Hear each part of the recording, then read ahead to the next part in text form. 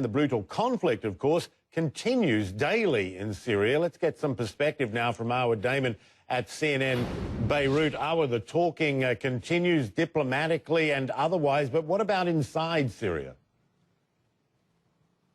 Well, that's exactly why all of that diplomatic wrangling is such a source of bitter frustration for all of the opposition members and even Syrian civilians on both sides of the spectrum have really been bearing the brunt of this violence. Just to give you one example, Michael, late last night, before President Obama spoke, I was Skyping with an activist who is inside a neighborhood, a town that is just outside, saying that they have been under siege for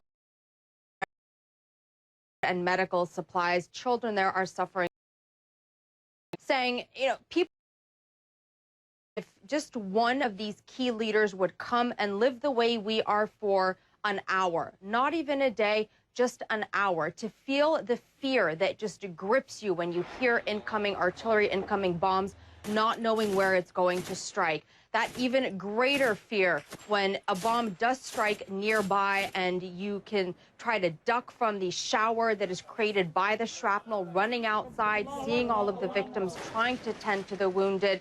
He was saying if these global leaders could just smell that scent that is created when blood mixes with gunpowder, when blood mixes with metal, he said that he was sure that these various nations and key leaders would have to be able to, had they just experienced that for an hour, find a shred of compassion and humanity and put their differences aside. The great issue when it comes especially to the opposition here is that this is a debate about securing Syria's chemical weapons. It's not a debate about protecting various opposition strongholds from Syria's conventional weaponry. And people will be making the point persistently that if the U.S. is going to tout the fact that the very threat of a missile strike was able to bring the Russians, to bring the Syrians to deal with their chemical weapons stockpiles, well, why is that same stick, that same threat of violence, not being used on what some would say is an even more critical issue when it comes to the conflict in Syria, and that is trying to bring about some sort of a ceasefire to, at the very least, Michael, open humanitarian corridors into these various besieged areas throughout the entire country.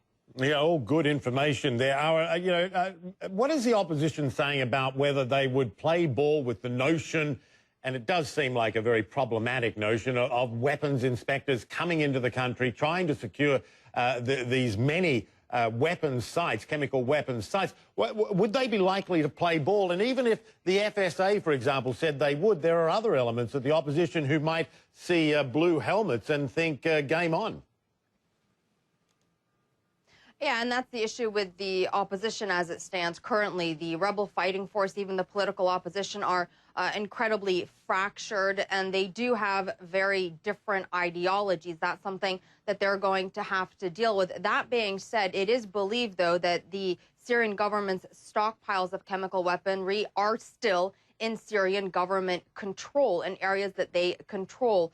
So presumably, if access were to be required, there might be the need for negotiating ceasefires to secure certain routes to allow those inspectors to reach those areas. And yes, most certainly, when it does come to these more extremist elements of the opposition, there are absolutely no guarantees. Let's look at what happened to previous UN missions, Arab League monitors, when they were in country. They were shot at, they were caught in the crossfire, and that's just the beginning of a set of problems that is going to face the potential implementation of this Russian plan.